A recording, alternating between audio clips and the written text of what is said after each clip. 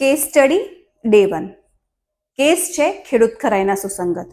એક ભાઈ છે જેમણે ખેડૂત ખરાઈ માટે વારંવાર અરજી કરેલી હતી. કઈ ખેડૂત ખરાઈ? કે જ્યારે તમારી પાસે છેલ્લી જમીન વધી હોય ને તે જમીન તમે વેચાણમાં આપી દો ત્યારે તમારે મામલતદાર સાહેબ સમક્ષ જે અરજી કરવાની હોય છે ને, કે અરજી કરવાની 6 મહિનાની અંદર તમારે અરજી કરી દેવાની, જે વેચાણ દસ્તાવેજ થાય એ પછી, અને મામલતદાર સાહેબ તમને ખેડૂત ખરાઈનો દાખલો આપે કે જેથી કરીને તમે 2 વર્ષમાં ખેતીની જમીન લઈ શકો. આ કેસમાં એ ભાઈની અરજી વારંવાર 2-3 વાર દફતરે થઈ ગઈ, એટલે કે રિજેક્ટ થઈ ગઈ હતી. કારણ શું? તો કારણ માત્ર એટલું કે જે તે વખતે એ ભાઈનું જ્યારે વારસાઈથી નામ દાખલ કરેલું હતું ને, ત્યારે એમનું નામ રામભાઈ કરીને આવેલું હતું, પણ એકચ્યુઅલ એમનું નામ મગનભાઈ હતું. પણ જ્યારે વારસાઈની નોંધ હતી એમાં રામભાઈ કરીને નામ આવ્યું, વહેંચણીની નોંધ થઈ એમાં પાછું મગનભાઈને નામ થઈ ગયું. એટલે જે રામભાઈ ને મગનભાઈ એ બંને વચ્ચે જે નામ મેચ નતા થતા ને, એના કારણે વારંવાર આ ખેડૂત ખરાઈ રિજેક્ટ થતી હતી. આ કેસમાં તમે શું કરી શકો? તો આ કેસમાં આમાં મારા અંગત મંતવ્ય છે. આવા કેસમાં તમે શું કરી શકો? તો હું હંમેશા મારા જે અસીલ હોય છે એ લોકોને કહેતી જ હોઉં છું કે જ્યારે પણ તમારી પાસે છેલ્લી જમીન વધી હોય અને તમે એવી રાહ ના જોશો કે છેલ્લી જમીન વેચાણ થઈ જાય પછી અમે ખેડૂત ખરાઈનો દાખલો લઈશું. કારણ કે આવી તકલીફ જ્યારે ઊભી થાય ને ત્યારે તમે જમીનનો વેચાણ દસ્તાવેજ થઈ જાય, એ ભાઈની નોંધ પ્રમાણિત થઈ જાય, તમે રેકર્ડમાંથી નીકળી જાઓ અને પછી ખેડૂત ખરાઈના પ્રોબ્લેમ આવી રીતે રિજેક્ટ થયા કરે, તમે શું કરશો? તો એ વખતે તમારે જમીન વેચાણ કરો ને એ પહેલા તમારે ખેડૂત ખરાઈ માટે અપ્લાય કરી દેવાનું. કેમ? તો જેથી કરીને અગર તમારે આવા કઈ પ્રોબ્લેમ હોય, કોઈ બીજા પ્રોબ્લેમ, જેથી કરીને તમે અવેર થઈ શકો. અને એ ખેડૂત ખરાઈ માટે તમે તમારા જે જમીનનું જાણતા હોય તેવા કોઈ પણ વકીલનો સંપર્ક કરી શકો છો.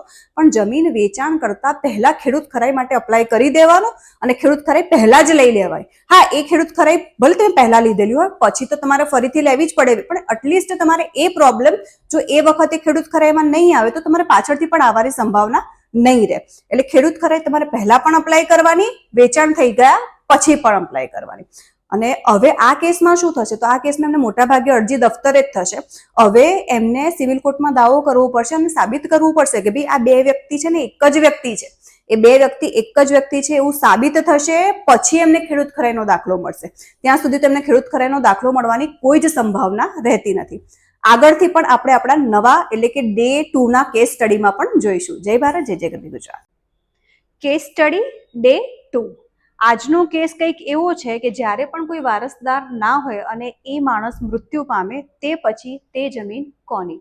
આવો જ કંઈક કેસ આવ્યો હતો મારી પાસે. ગામમાં એક બા હતા જેમને આગળ પાછળ કોઈ જ વારસદાર નહોતા અને તેમનું એમના જે અંતિમ સમય હોય એટલે કે છેલ્લા 25 વર્ષનું ધ્યાન ગામના એક અન્ય પરિવારે, કે જેમને એમનો લોહીનો કોઈ જ સંબંધ નહોતો લોહીનો સંબંધ કે એમની સાસરીમાંથી પણ કોઈ જ નહોતો, એવો સંબંધ હતો અને તેના કારણે એમની કાળજી લીધી. અને બાની પોતાની અંતર ઈચ્છા પણ એવી જ હતી કે એમના મૃત્યુ પછી એ જમીન એમને મળે. તકલીફ ખાલી એક જ વસ્તુની કે લખાણ કે કશું જ થયેલું ન હતું. અને ત્યાર પછી ગામમાંથી એક આરટીઆઈ એક્ટિવિસ્ટ એટલે કે જે કોઈ અન્ય વ્યક્તિ હતી તેણે અરજી કરી કે ભાઈ આ જે જમીન છે એ જમીન આમની માલિકીની નથી, આ જમીન છે એ માણસ મરી ગયેલું છે અને આવા કેસમાં એ જમીનમાં શું થાય? નમસ્કાર મિત્રો, કેસ સ્ટડી ડે 2.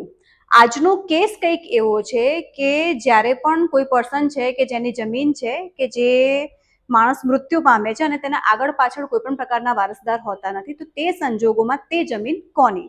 મોટાભાગે જ્યારે પણ કોઈ આગળ પાછળ વારસદાર ના હોય તે સંજોગોમાં તે જમીન સરકાર હેઠળ જતી રહેતી હોય છે. આવો જ કંઈક એક કેસ બનેલો હતો કે ગામમાં એક બા હતા અને તે બાના એમના પણ કોઈ વારસદાર હતું નહીં. પછી એમના પતિ હતા, એ પણ મૃત્યુ પામ્યા હતા.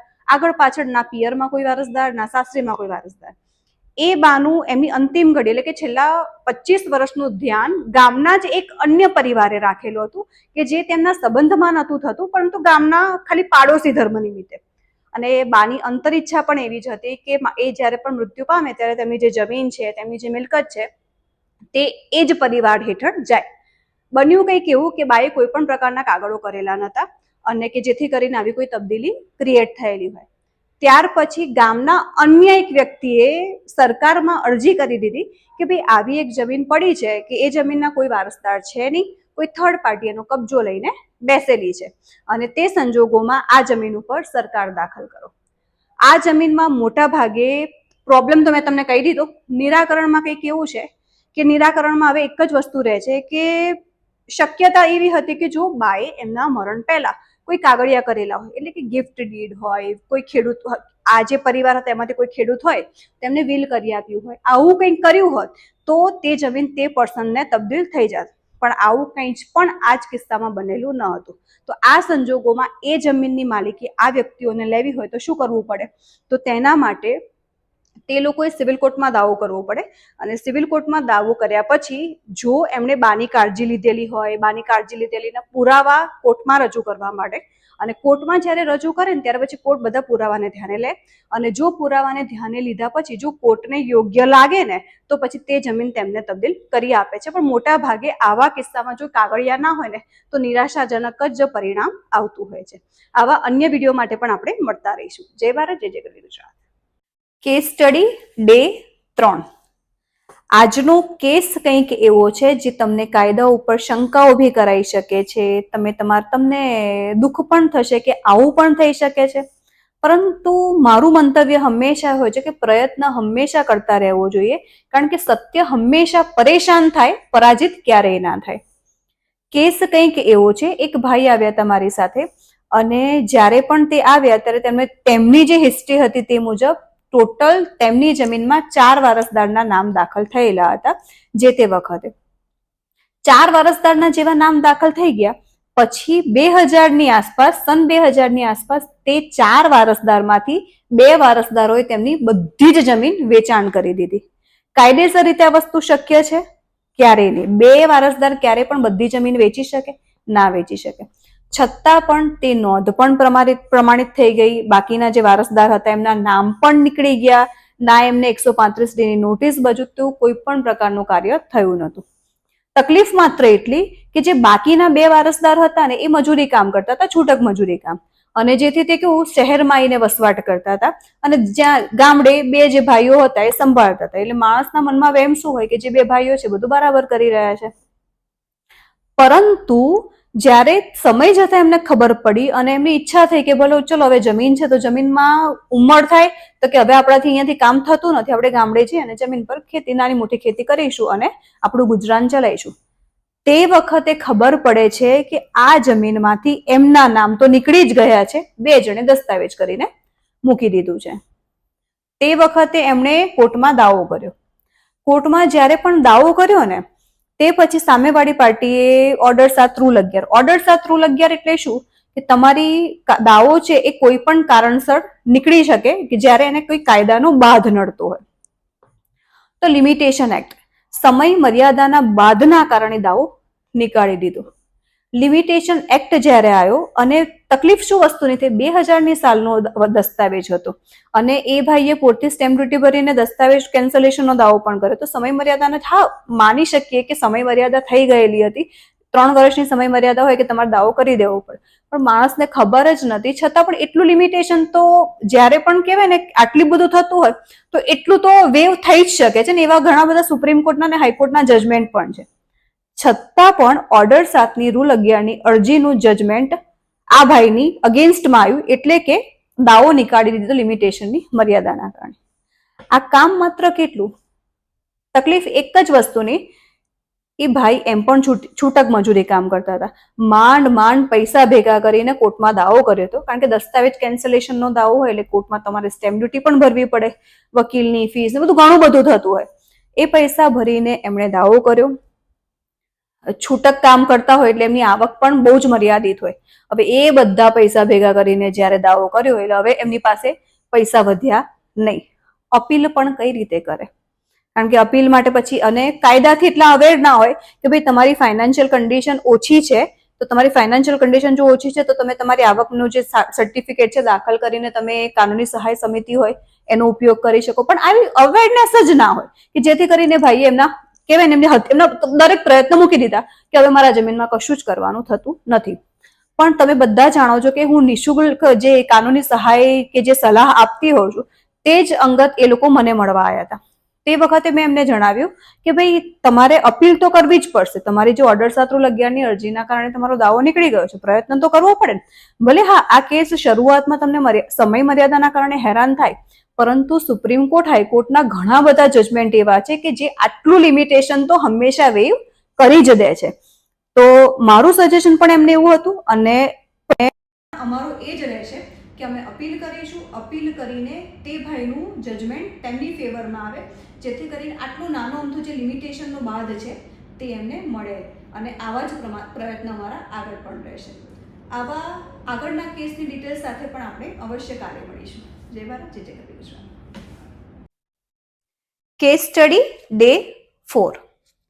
આજનો કેસ છે બાનાખતના પાલન અંગેનો.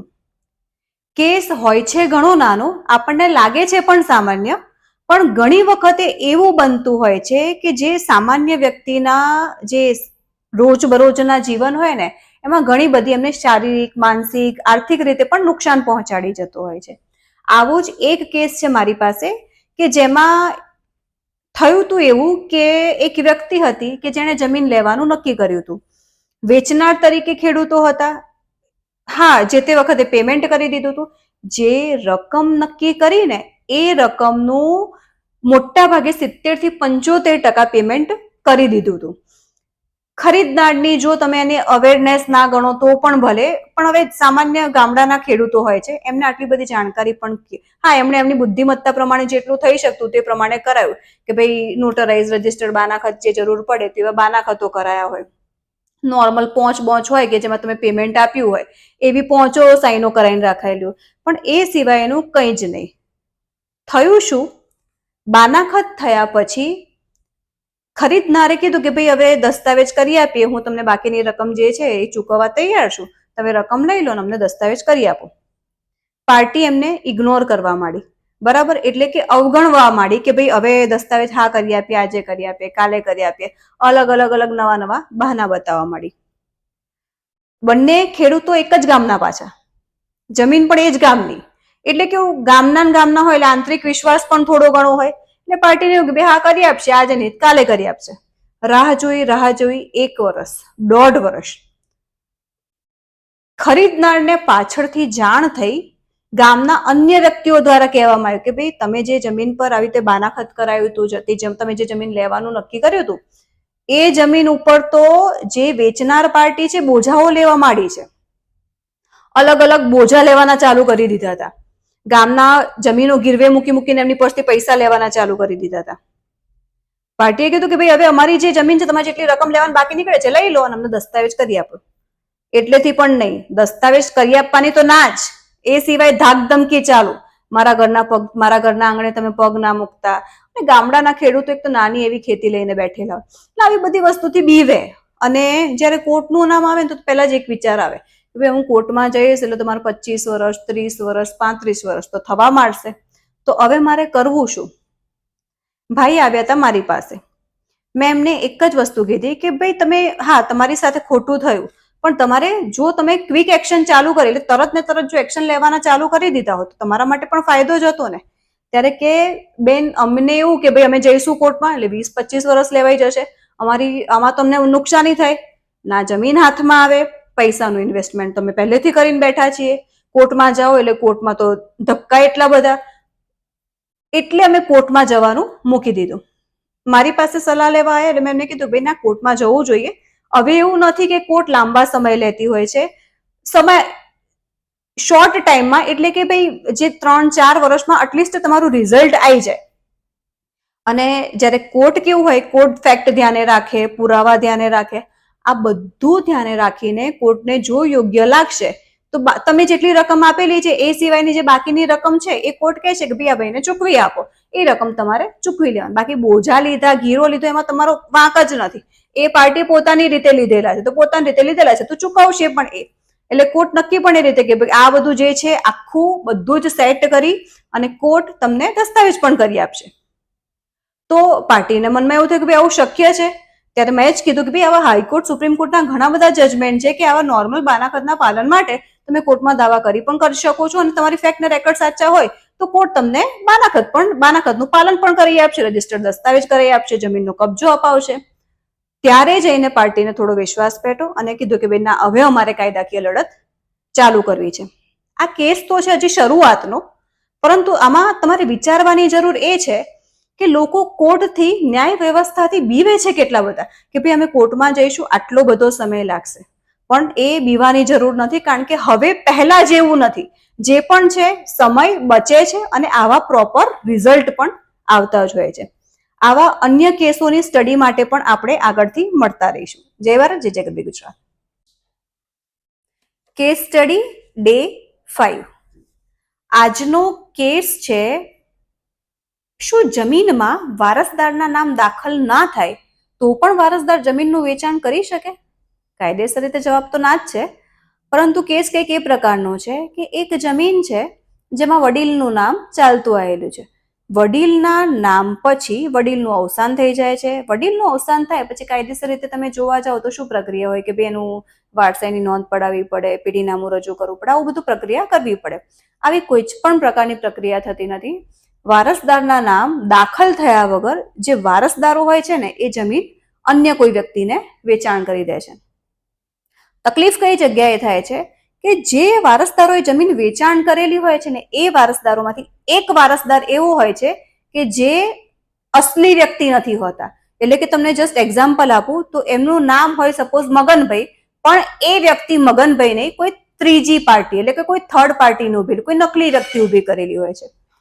ત્યારબાદ જ્યારે એ વારસદાર હોય છે એમનું મૃત્યુ થઈ જાય પછી એમના વારસદાર આવે પછી એ લોકોને અંદાજ હોય કે ભાઈ આ રીતની પ્રક્રિયા થયેલી છે. ત્યારે એ સંજોગોમાં એ લોકો શું કરે છે કે ભાઈ આ બધી પ્રક્રિયાને એમની બુદ્ધિમત્તા પ્રમાણે કે એમની જે પણ કાયદાની જાણકારી હોય પ્રમાણે અલગ અલગ ઓથોરિટીમાં ચેલેન્જ કરે છે. પહેલા પ્રાંત સાહેબમાં ચેલેન્જ કરે, પછી કલેક્ટર સાહેબમાં ચેલેન્જ કરે, કલેક્ટર સાહેબ પછી દરેક જગ્યાએથી હારતા આવે છે અને પછી એ છેલ્લે ચેલેન્જ કરે છે સચિવમાં. હા, ખોટું થયું છે, બધી જ વસ્તુ બરાબર, પરંતુ એ જે ઓથોરિટી સમક્ષ અલગ અલગ જગ્યાએ જતા હતા એટલે મારું સજેશન જો આ કેસ સૌ પ્રથમથી જો મારી પાસે હોય ને તો આમાં હું પહેલું જ સજેશન શેનું આપું? દસ્તાવેજ કેન્સલેશનની પ્રક્રિયાનું. કારણ કે કેમ, અને એ કઈ જગ્યાએ? સિવિલ કોર્ટમાં. કેમ? તો ભાઈ વારસાઈ જ નથી થયેલી, વારસાઈ ના થઈ હોય તો ના 135 ની નોટિસ બજેલી હોય, કશું બજ્યું નથી, એ સિવાય તમે દસ્તાવેજ ઉભો કરેલો છે. કાયદેસર રીતે દસ્તાવેજ જોવા જાવ તો સાચો છે નથી, તો આને તમારે ચેલેન્જ ક્યાં કરવો પડે? તાલુકાની સિવિલ કોર્ટમાં દસ્તાવેજને ચેલેન્જ કરવો પડે. પછી બધા પુરાવા જ્યારે જે તે સમય જેમ જેમ કેસ આગળ વધતો જાય એ પ્રમાણે દરેક પુરાવા રેકોર્ડ્સ પર આવતા જાય. અલગ અલગ પુરાવા પછી આખી પ્રક્રિયામાંથી પાસ થાય. જજ સાહેબ હોય એ વ્યવસ્થિત રીતે આખી કેસની સ્ટડી કરે, ઉલટ તપાસ, અલગ અલગ ઘણા સ્ટેજ જોવાય. એ સ્ટેજની વચ્ચે આવી હકીકત પણ બહાર આવે કે ભાઈ આવી વારસાઈ થયેલી જ નથી, કોઈ પેઢીનામું રજૂ નથી થયેલું, તો આ દસ્તાવેજ થયો કયા આધારે? અને જો આ દસ્તાવેજ થયો તો એ દસ્તાવેજની અંદર જે વારસદાર બતાવેલા છે, એટલે કે જે એક વારસદાર છે જેમની હું વાત કરી રહી છું, એ વારસદાર ખરેખર એ વ્યક્તિ હતા? પછી જ્યારે ત્યારે એ સાક્ષીઓની જુબાની લેવાય, એવું અલગ અલગ ઘણી બધી પ્રક્રિયામાંથી પાસ આઉટ થવું પડે. જ્યારે પણ આ તમામ પ્રક્રિયાઓમાંથી પાસ આઉટ થાય ને એ પછી સિવિલ કોર્ટ યોગ્ય ડિસિઝન પણ લે છે અને સિવિલ કોર્ટ ફેવરમાં પણ આવે છે. પણ આવા કેસમાં શું થયું તે એ ઓલરેડી સચિવ સુધી પહોંચી ગયેલા હતા. તો સચિવ સુધી જો પહોંચી ગયેલા છે પછી આ પ્રક્રિયા ના કરાય કે સિવિલ કોર્ટમાં જવું જ પડે, કારણ કે સિવિલ કોર્ટમાં જાવ તો સમય તો લંબાવવાનો જ. પછી હવે એમને સચિવમાંથી જો એક વખત હારે પછી હાઈકોર્ટની જે પ્રોસેસ છે એમાંથી પાસ આઉટ થવું પડે, ત્યાંથી એમની ફેવરમાં ડિસિઝન આવી શકે છે. આવી અલગ અલગ જાણકારી માટે અમારી જે કેસ સ્ટડીની સિરીઝ છે એને જોવાનું ચૂકતા નહીં. જય ભારત, જય જય ગરવી ગુજરાત.